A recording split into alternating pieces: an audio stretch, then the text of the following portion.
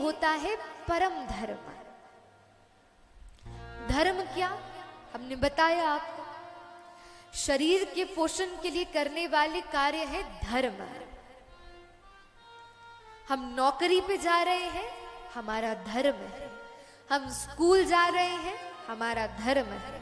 हम कथा कह रहे हैं, हमारा धर्म है। लेकिन परम धर्म क्या है? जहां शरीर का पोषण नहीं होता, जहां आत्मा का पोषण हो, वो परम धर्म है।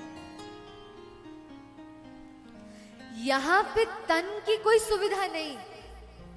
नीचे बैठे हो, किसी का घुटना दर्द हो रहा होगा, किसी की कमर दुख रही होगी, कोई ऐसे पांव करता है, कोई वैसे पांव करता है, तो मतलब यहां तन से कोई काम नहीं। लेकिन यहां आत्म पोषण है, आत्मा का पोषण है। और शास्त्र कहता है पहले आत्म कल्याण करो, फिर किसी का कल्याण करो। जब फ्लाइट्स में जाओ तो एयर होस्टेस क्या बोलती है? जब इमरजेंसी होगी तो मास्क नीचे गिरेंगे, सबसे पहले अपना व्यवस्थित करो, फिर बगल वाले का लगाना। मतलब जब तक हम ही यदि मार्ग में नहीं होंगे, जब तक हम ही कल्याण के मार्ग में उपस्थित नहीं होंगे, दूसरे का कल्याण कैसे करेंगे? वृंदावन जाना क्या है? परम धर्म है। क्यों? वृंदावन में तन की उपस्थिति नहीं है, तन की कोई सुविधा नहीं है। बिहारी जी में चले जाओ, ले धक्का पे धक्का पड़ रहा है, हवा में ही सब जा रहे हैं दर्शन करने के लिए। तो मतलब तन की सुविधा नहीं है वहां पे। किस चीज की सुविधा है? आत्मा की, आत्म पोषण है, आत्म तृप्ति है। इसलिए पहले परम धर्म करो। और इस भागवत जी का विषय ही परम धर्म है, परम धर्म सिखाना है। दूसरी वस्तु, अधिकारी। भागवत जी का अधिकारी कौन है?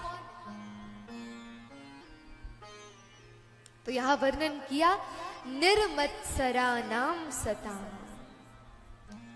जो व्यक्ति निर्मत्सर हो, निर्मत्सर यानी कि संसार में मुख्य 4 दुख होते हैं। काल का दुख, समय ऐसा आ गया, पीछे कोरोना पीरियड गया, काल का दुख है। कर्म का दुख, जैसा बीज बोया है वैसा मिलेगा।